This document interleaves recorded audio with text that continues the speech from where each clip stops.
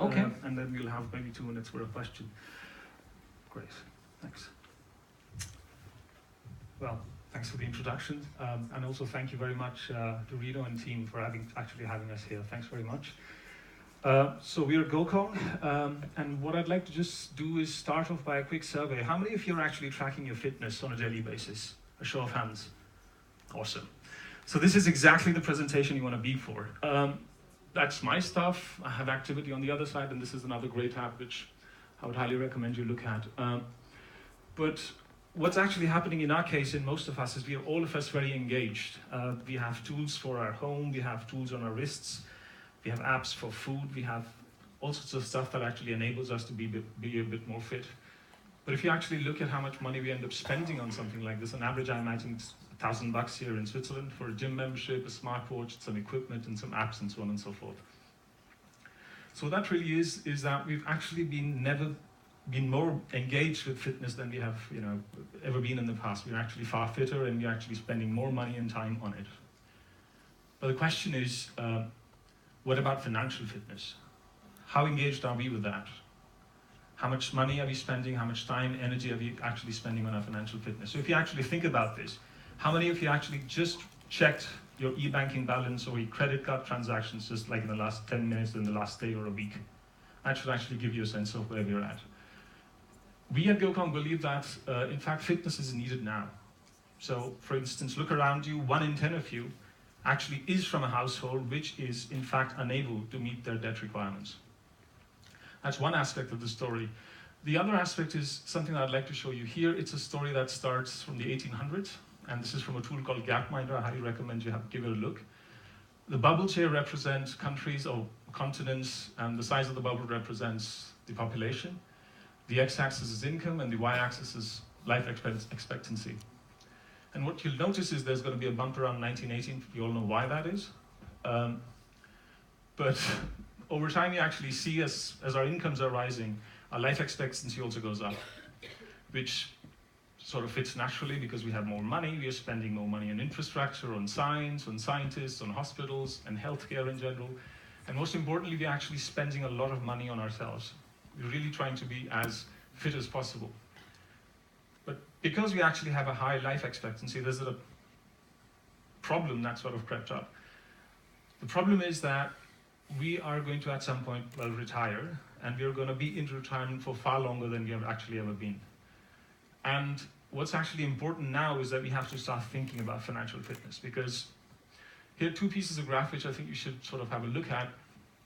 These are the distribution of on the left-hand side, you just see a distribution of population across Switzerland, Japan, United States, and a couple of other countries. And on the right-hand side, you see, 3 mountains, let's just call it. 2 of them are inverted. The green one essentially tells you how much money is actually coming in. The reddish, maroonish one tells you how much money is going out. And the really dark one tells you the shortfall. That's alarming, and that's in 2030. So what that basically means is that the money that we will have available for our retirement is not going to be nowhere near where we actually expect it to be currently. So for the 9 out of the 10 who actually don't have a problem repaying their debt, that's definitely a problem that's coming your way. And that's what we really want to talk about at GOKONG. So what is financial fitness? What is it? For us, financial fitness means, for people at GOKONG, and we hope you all agree with it, it should be something that informs you. It should be something that inspires you, essentially to sharpen your financial fitness skills across these 3 streams: on your money management, on your consumerism, and financial planning. And Yapil, for example, does a great job with that. It really offers a lot of consumerism, benefits there. And we've also seen a lot of other startups doing similar things, but in the B2B space, and we're more in the B2C space. What we do at GOKONG is essentially that. We bring all of those things together in one app. And we want to make financial fitness available to everybody. And this is the motto we stand by, and this is the vision we have for everybody here in Switzerland. And how do we do that? So we have an app which is now available both in the app stores, in the Google Play and the Apple App Store.